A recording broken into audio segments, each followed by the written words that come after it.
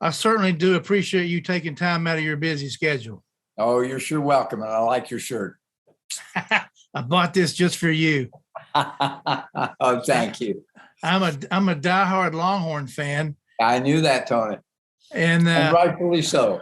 Hello, everybody, and welcome to the Tony Pruitt Show. And today we have one of the greatest college coaches of all time. He won 2 Big 12 championships. He won 4 Big 12 North championships. He was 3-time Big 8 Conference Coach of the Year, was 4-time Big 12 Coach of the Year, won the Paul Bear Bryant Award in 1998, won the Walter Camp Coach Award in 1998, won the AP Coach of the Year Award in 1998. He's the 2-time winner of the Bobby Dodd Coach of the Year, won Sporting News Coach of the Year in 2011, won the Woody Hayes Coach of the Year in 2011, was elected into the Kansas State Hall of Fame in 2008, was elected into the College Football Hall of Fame in 2015. Please welcome Coach Bill Snyder. How you doing, Coach? Well, I'm doing fine, Tony, and thank you. And thank you for the very gracious comments. Well, I'll tell you, you've got one heck of a list of accolades. I mean, it's unbelievable what you've accomplished. Well, I've just been blessed and been fortunate to have wonderful people in our program throughout many years. Before we get started into my questions, I don't have a whole lot of questions, but I have a few. But before we get started, I want to show you what means the most to me. Is you hand wrote me this letter, this note that you're famous for writing, by the way. Mm-hmm. You still do this. May I ask, why do you still do that? Because in today's technology, it's so fast to send an email. I don't think you know how much these things mean to people. It means the world to me. Why do you still do that? Well, I first and foremost, at this particular point in time in my career, I can't do anything by, electronically. I'm not that skilled and that talented. But, it always made sense to me because it was so easy. And I always received letters from other people that were typed by a secretary. And to me, that was kind of impersonal. And I thought, what means the most to me was when someone took the time and the effort to sit down and write a note out. And of course, if it's handwritten, then it's legitimate. So sure. I always felt that was the appropriate way to share, your appreciation for other people. And so I started doing that a long time ago and done it ever since. And a little bit of the background too is my mother. I was an only child to a single parent, and my mother, and of course in those days, you didn't have anything else, but she was always so good about thanking people with handwritten notes. And it just kind of stuck with me over a period of time. It means a lot. It really does. Well, thank you. That's a skill that's long gone, I believe. Well, it's I don't see it necessarily as a skill. I don't have any particular skills, but it's just my way of saying I truly do appreciate whatever it is that you have done for me or for others, etc. Gotcha. Well, out of your long-term career, what are you most proud of in your career? Oh, I think the personal intrinsic value growth of young people in our program. I think our graduation rates, over the years, just the fact that the young people in our program not just took advantage of the opportunity for their education, but applied themselves and were encouraged to do so in a heartfelt way, and became successful. And looking at the successes that so many young people that have come through our program have had since their graduation at Kansas State, outside of athletic, outside of football itself. Mm-hmm. Gotcha. Well, not many people have done this. How does it feel to have over 200 wins? Well, I don't know. I could feel, equally as comfortable with less than that if I knew that all the things that were significant and important, meaning developing the intrinsic values of young people in our program, if we were successful at that, that's what meant the most. Now, if you want to count those guys up, that'll be meaningful to me. Gotcha. Well, not many people have done that. That's quite an accomplishment. So you should be very proud. And especially, I'm not trying to knock K-State, but doing that at Kansas State just means more for some reason to me. I mean, because it's not a Nebraska or a Texas. No, I'm just kidding with you on that. But it just means more coming from Kansas State to me. So that's saying something. You coached at Kansas State twice. Mm-hmm. How did the second time come around? How did they call you to come back? Did you volunteer to come back? How did that transpire? Well, it was kind of funny.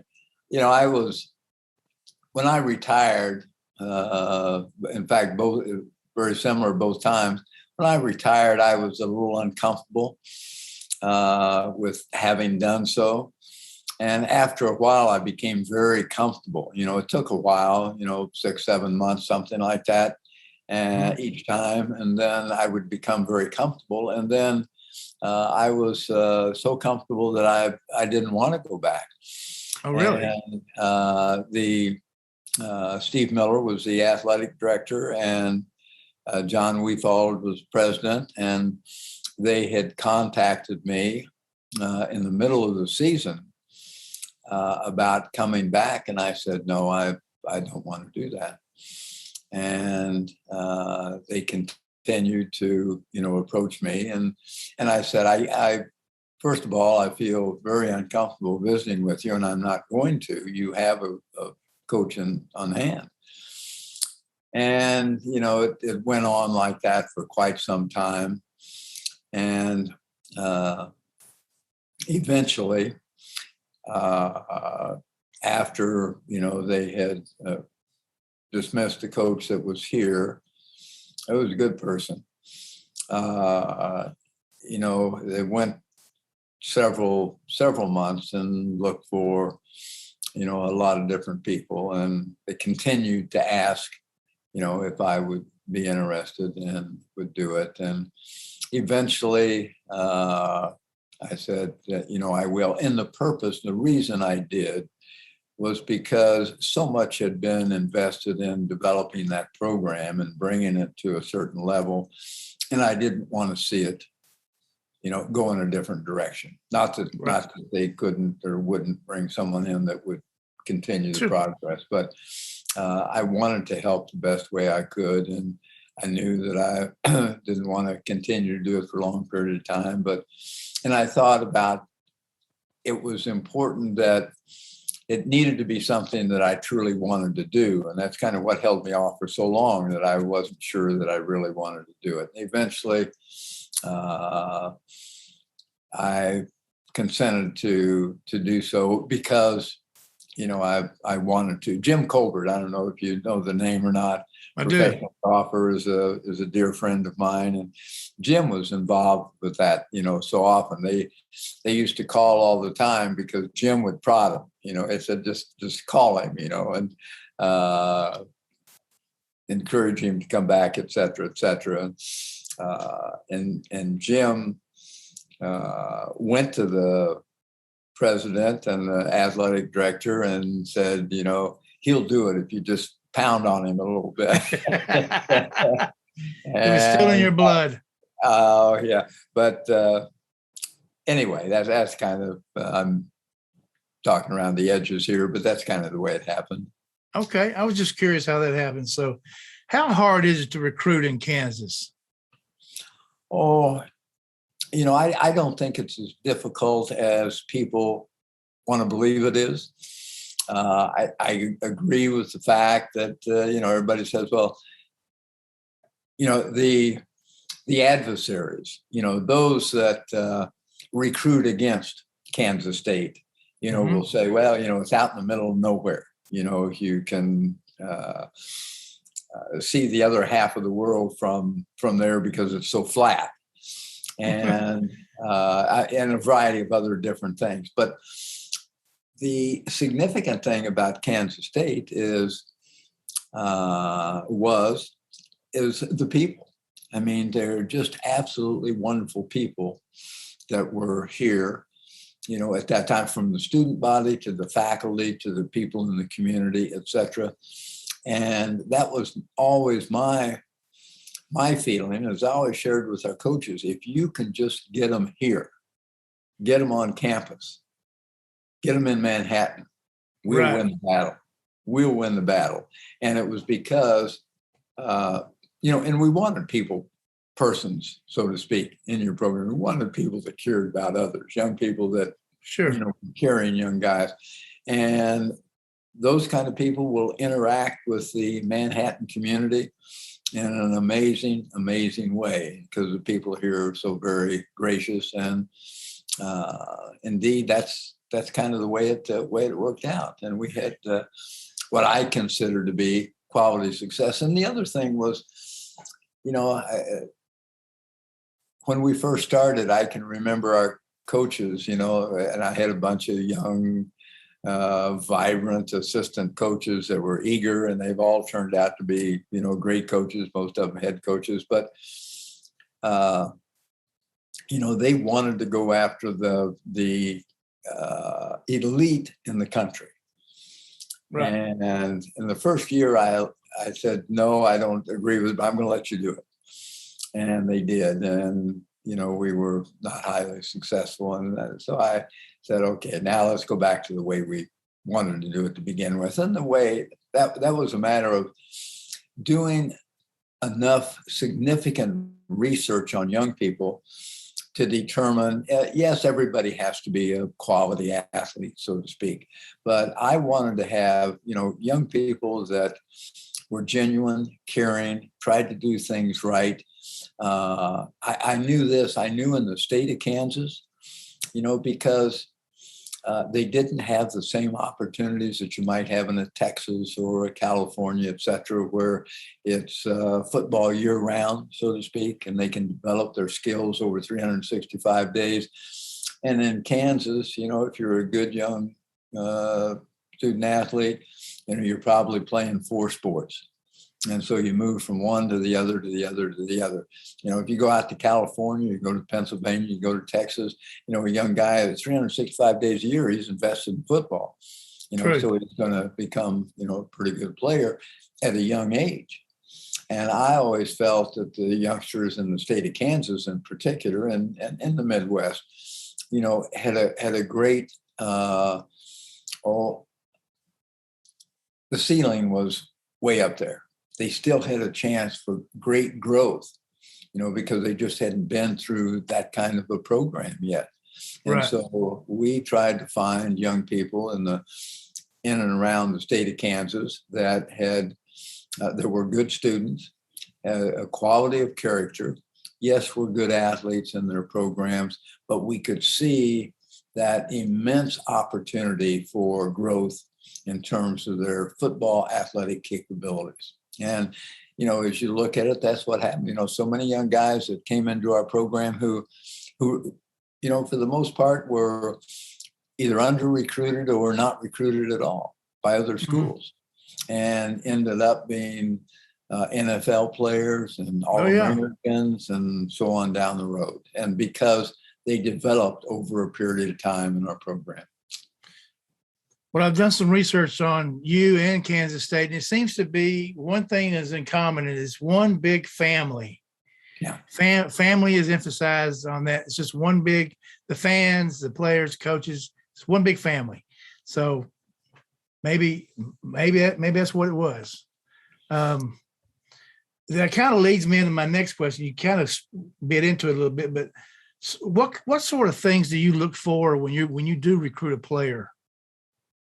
Well, as I said, I think number one, I want to make sure that he's a quality individual with strong intrinsic values. In other words, He's a responsible individual. He's a disciplined individual. He's a hardworking individual. He's a caring individual. He's a committed individual, et cetera, et cetera. We have that thing. In fact, we have, I think you find it online and it's seemingly popular, a thing called the 16 Wildcat Goals for Success. I've read them. And those are simply, there's nothing in there that you wouldn't teach your children, but it's just intrinsic values that are so significant in becoming the most successful individual that you can become in your personal life, your family life, your business, and certainly in athletics as well. And those are the things that we look for, and those are the things that we taught. But we tried to find those in young people, and young people that came with so many of those values to begin with certainly had a great head start in our program. Yeah, those are great 16 rules of life, I tell you. You've done this twice. What does it take to turn around a losing program? Well, I think it takes those 16 values, those 16 goals. It takes a commitment on someone's part. I mean, the nature of college coaching, unfortunately, has gone in a direction where, people are in and out. You're in there for a year or two and then you're gone someplace, always looking for a better place. And I think first and foremost, it takes people who are committed to that particular program. This is where I am. This is where I will be. This is where I will make my total commitment. And then it's being able to reach out and find people that have and will make that same commitment. And then I think it's a matter of going into your community, your university academic community, and in your local community, and developing a relationship there that indicates that they need and have to be a part of that program for it to become successful. I mean, you need faculty members, not to alter grades or anything in that regard, but to feel strongly, about the fact that the football program wants to enhance the academic environment at Kansas State or any place else, and that the football program supports in a major, major way the faculty and the administration at their university.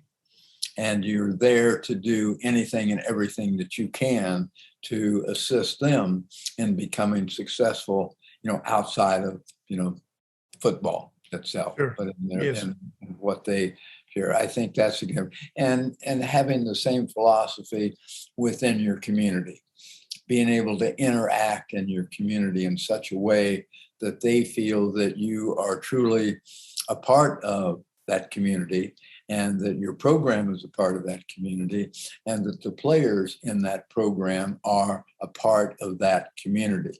So everybody's on the same page, going in the same direction.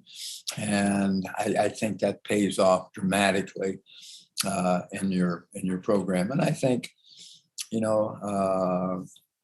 allowing young people to understand, when they come into your program, that it is going to be one that will not be an easy road, not an easy task. Hard work will stand at the forefront, and that there, regardless of, your capabilities, it is not going to be, hard work's not going to be dismissed, and it will not be different for one than it will for the other. And that all the young people in the program are respected exactly the same way. And one that may have, greater statistics, so to speak, is not one that is any more significant or more important to our program and our coaches and people than another. That they are all of them, are extremely significant and important in the program, and we're going to do anything and everything we can to support them in all facets of their life, trying to guide them to become successful young men once they leave, the football environment. Good deal. Well, you've had several opportunities to leave Kansas State. You never did. Did you have an urge to coach in the NFL at all, ever? No. I had some opportunities. I was asked to go into the NFL. I still have a contract in my file someplace that was sent to me to become the head football coach at a particular NFL program. And that was without any interviews or dialogue whatsoever. No, not at all. And I never wanted to embarrass that program, so I've never, said anything about it. But it was but I had no, I wanted to go where you could help develop young people. And I think once you get into the NFL, that becomes much more difficult. Not only more difficult, but not as it's not as meaningful and is not as needed, as it is in young people coming from high school going into college, because that's the foundation for the rest of their lives. And what you can do to help develop, their capabilities in terms of being quality caring people is the most significant thing that can happen to them at any point in time. And I loved the Kansas State people. People in our community, the people in the state of Kansas State alumni, etc. Everyone was so gracious and such good people. And I always said, it wasn't something that just happened. I always said, when I went there, I said, I will stay here, as long as you want me. And I meant that. And in fact, I told, John Weefals and Steve Miller, the athletic director and president, I didn't want a contract. I didn't want to sign a contract. I heard that. Yeah, and I said, I will be here, and I said, and I meant it. I didn't want them to feel obligated to me over an extended period of time if I wasn't meeting the needs, of what they desired to have in that program. So, wow, that's impressive. Well, a while back we interviewed Coach Grant Teff. I know y'all know each other. Very well. And I was sitting in his house not long ago, and I told him, I said, Coach, I'm going to interview Coach Snyder, and he goes, oh, that's great. And I go, do you have any insight, anything that I could ask him coming from you or anything? He says hi, by the way. He said to tell you that you always had the toughest players he ever played against. Mm-hmm. Y'all were known for being tough. My question to you is, how do you develop toughness? How do you make a player tough? Well, I think, to me, it wasn't, getting in the trenches, so to speak, and going one-on-one for 5 hours in a row. But, we felt like we were, putting young people in a position where toughness had to prevail in order for that individual to prevail. And that meant, we started a program when there were not any time limits, on practice and meetings and so on. And we met longer, practiced longer than anybody in the world. And you have a reputation for that. Yeah, exactly. But one of the things that it developed in a young guy, they complained like anybody else would complain, but it created a toughness about them. And in such a way that when they would interact with young people from other programs, they would say, or somebody from another program would say, why do you practice, so long? And our young guys would just demonstrate, that toughness to them, and allow the opponents to gain respect for, just how hard they work, and holding, people accountable. That's something that's probably missing a little bit today. To develop the responsibility that they have was significant. And, an awful lot of times you see in this day and age, you see, here's what we ask. And if you do it, that's great. And if you don't, there's probably not a great deal of accountability. And unfortunately, then that's teaching a young person the wrong things. And a young person then is able to say, well, there's no consequences if I don't do this or don't do it this way. And so consequences were extremely important. And we had, significant consequences. I mean, they weren't anything more complex than running stairs and getting up early in the morning to do such consequences, etc. But we held true to the consequences, and young people realized, well, yeah, if I don't work hard, I'll have to do something that I don't want to do, and so I think I'll work hard at it. Yeah, I got to ask you this: how does it feel to have a stadium named after yourself and have a statue standing out there? Just how's that make you feel? And I understand, by the way, there's also a highway named after yourself.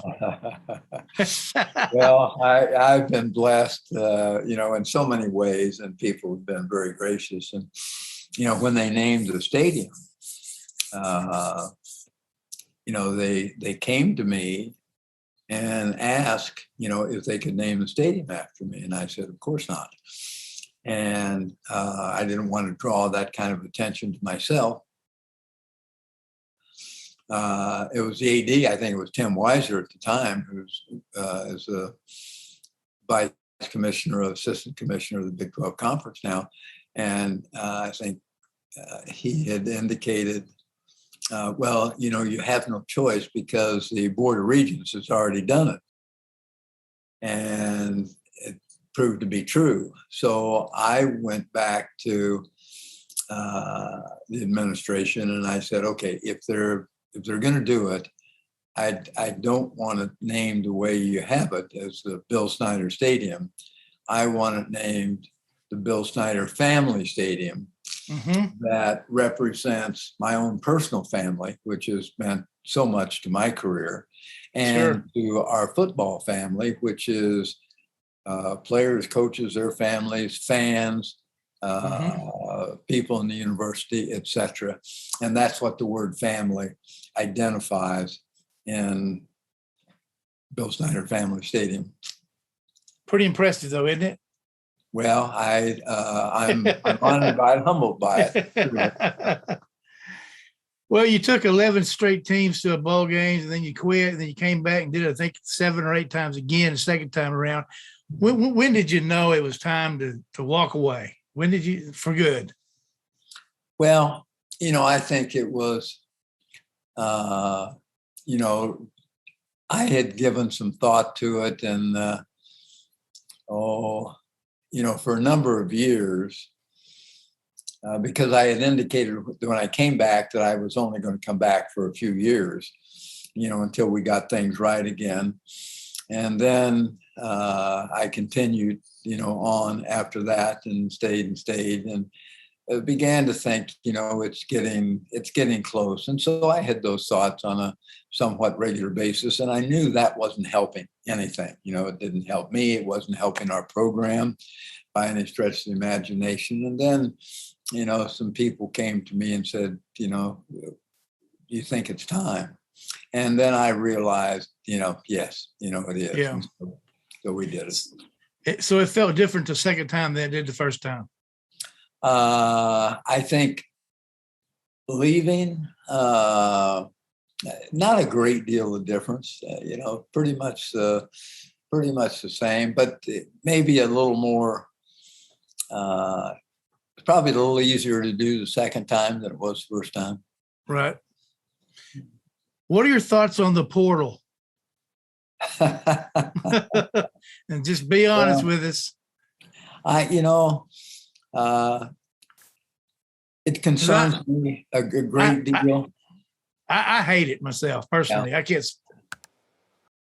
What are your thoughts on it? Well, I really have, as I said, I have a great deal of concern about it. I think that, the downside is so obvious, that a young person who you're trying to develop to create a successful life, and he has to learn things of perseverance and not giving up and being committed and being responsible and staying true to your word, et cetera, et cetera. And what we're saying to a young person now is, if they make you work too hard, come here, go someplace else. True. And so there's a variety of different reasons that are not what I would consider not to be legitimate reasons that a young person can just walk out the door. And I think it has created some issues. And one of the things that I hate to see, I see coaches changing their coaching philosophy, so to speak.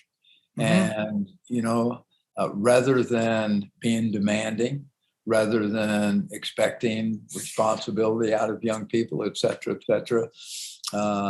it's so easy for coaches now to give in to, a youngster's ill-conceived wishes, so to speak. Mm-hmm. Okay, it's okay not to work hard. It's okay if you miss a practice and another practice and, without having the responsibility that other, et cetera, what I'm talking about. Sure. Because a coach knows that if he chastises a young person, if he holds a young person accountable, if a young person has to, makes one of those, creates one of those problems, maybe he doesn't go to class or something, and a coach takes him out and makes him run stairs, for instance, something as simple as that. And a young person can say, no, I'm not going to. And if a coach tries to hold him accountable, a young person gets on a bus and goes someplace else.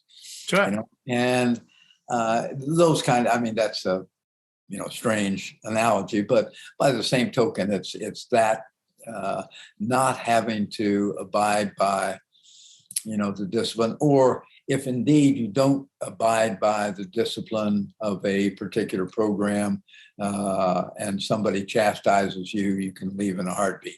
If you're a number 3 player at a certain position, and coaches don't make bad decisions in that respect. I mean, who they choose to be number 1, number 2, et cetera, that's their livelihood exists. Sure, absolutely. So yes. They're going to make the best decisions they can. And if somebody's, comes in and is down the ladder a little bit and, says, okay, I'm gone, I'm out of here. Mm-hmm. And to me, that doesn't teach hard work. It doesn't teach perseverance. It doesn't teach understanding that all of us, have had to work our way up to wherever we happen to be. Exactly. I mean, somebody didn't just, walk in and throw this position in your lap, and certainly didn't in mine either. So you have to work for things, and we're taking away the responsibility of young people to learn those things and give them the opportunity to walk away from anything as quickly as they can. And then it creates a lot of problems. I read about it. Well, we had a youngster here that left our basketball program there just the other day and went from here to another school down south. and was awarded, close to $1 million. Unbelievable. Hard to pass up. I get that. But the point is, here's the conflict that it created. So he walks into the locker room at this new school the first day, and he's got, virtually everybody in that locker room all of a sudden says, "We don't like you. You are not going to be a part of us."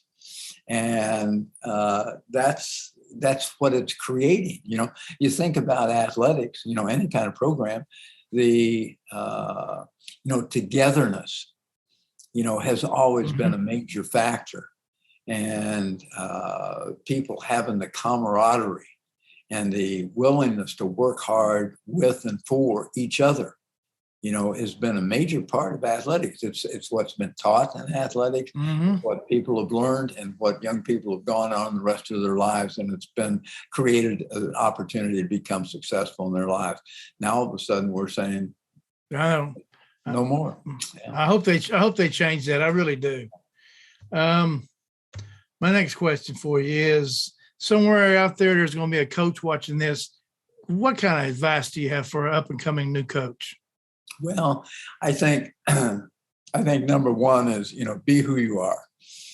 I think it's, so often, you see coaches trying to be somebody else. I can remember, for example, I was at USC as a graduate assistant, and John McKay was the head football coach. Oh, yeah. And I left USC. I left USC to go back to Indio, California to become the head coach. And I tried to be John McKay. I tried to walk like John McKay. I tried to talk like John McKay. And one day, an assistant coach came in and said, "Coach, you got to stop it." Said, "You've got to stop trying to be somebody that you're not." And it really struck a chord with me. And I realized that I was not doing justice to the program that I was in. And so, I learned my lesson, fortunately, very, very quickly. And I see, so many coaches that attempt to be, somebody else, somebody that's high on the totem pole. And I think you just be yourself. I think that's important. I think the studying the game is highly significant, but studying individuals, knowing the players that are in your program, creating an environment in which young people realize, those intrinsic values and realize what they mean, and you define for them how they can develop, those intrinsic values. And I think to put in place, I really encourage coaches to put in place, programs within their programs that help develop those intrinsic values. Because you can go into any locker room in the country and locker room's filled with a bunch of words on the wall, and it says discipline, it says hard work, et cetera, all those things. They're all up there. But there's no definition, and there's no program in place to develop those things. And I think that is highly significant in any program, that you do things to help develop the values, that you're trying to implore on young people. It's not a matter, and it's kind of like parenting. You just don't say to your young son, be disciplined, son, be disciplined, be hard work, etc. You've got to put them in a position where they learn how to do that. And I think that's highly significant for all of them. And so, like I said, surround yourself with the best people you possibly can. Yeah, good advice. So even though you're away from coaching now, I understand that you're still active at Kansas State, very, very much active. What are you doing? What are you doing now? Well, most of the things that I do are not invested necessarily or directly, with athletics or a football program. We have a program that we've had for quite some time now. It is through our leadership studies program. I helped develop the leadership studies program at Kansas State University, 15 years ago or whatever, with a couple other individuals. We started the program and it's become very successful. It has more students. Our leadership studies program now has more students in the program than any major field of study at the university. Nice. And we have a group called Snyder Fellows, Snyder Leadership Fellows, and that's a selective group of young people from the senior class at Kansas State each year. We've done it for, I think, 15 years, that are interested in developing quality leadership skills. And we try to, promote that and develop that so that we can promote them into a variety of different communities throughout our state and throughout the Midwest, where they can go into communities and provide quality civic leadership that helps improve and enhance, the success of that particular community. So that's something that I still stay invested with, a great deal. The other, things, not necessarily with the university, but the Kansas Leadership Center, which Kathleen Sebelius, who was the governor here for a number of years, quite some time ago, she and I developed a Kansas Leadership Center, and we opened the Leadership Center in Wichita, Kansas, and I assist them with promoting and developing leadership in civic leadership and communities within the state of Kansas as well. So those are the kind of things that I get to invest in. Still busy, but still very active. Well, I just wanted to thank you for, we're not done yet. I wanted to ask you about, do you do public speaking still? I do. With the COVID, a good deal of it, I've, because of COVID, and they've done an awful lot of the events that they have had that I have spoken at. They've done them on Zoom, like we're doing, and so a good portion of it has been with Zoom. But I still go out and speak. There's more than I really want to do, so I'm pretty selective in what I do, and my preference is with organizations that are that enhance civic development. So it's charities and civic responsibility organizations, are the ones that I've probably speak more to than others. Yeah. Good deal. Well, in closing, we have something that's kind of new. We've done it to several people, but it's called the Fast Five Questions. It's all in fun. And what we do is we have a panel that just throw together fun questions. We pick 5 of them and we ask our guests. So are you ready for the fun 5 questions? Fun 5. Here we go. All right, here we go. What is your favorite breakfast cereal? All brand. All brand. Right. All right. It's because actually the name of it is Fiber One. So Fiber One. Because I got you. Yeah. We all need that. What is your favorite meal? Well, probably dinner, because it's the only meal that I really eat. When I say I eat Fiber One for breakfast, I don't really. I snack on Fiber One through the day, but the only meal I eat is evening meal. We mean specifically, what do you want? Steak or lobster? What's your favorite? Lobster's awful good, but I'll tell you what, most people wouldn't want to hear it, but I bet most people feel somewhat the same way. I like hamburgers and hot dogs. I do too. You can't beat a good hamburger. You're so right. What was your favorite childhood TV program growing up? Oh gosh, I don't know that. I don't know that I can remember. I was a fan of the cartoons, the Mickey Mouses and Bugs Bunny and so on. I liked they still had Superman at that time, yeah, back when, and I enjoyed that. Do you have a favorite TV show that you watch today? Well, most of what I watch. Well, I will say this. Most of what I watch is news, if I'm watching TV at all. But I don't mean to promote anything, but there's what